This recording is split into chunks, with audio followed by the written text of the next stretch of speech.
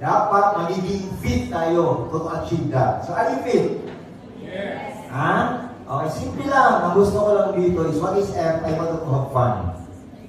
Okay, while you are doing the things, no? May goal tayo and we have processes to do. Pag-usapan natin ngayon how to be there. Okay? So, we need to have fun. What's the word? Fun. Okay, and we have to interact. No? Dapat may interaction. Interactive. Meaning to say, who are the leaders here? Who are the leaders here? Mga leaders. No? Again, ang word ngayon is what?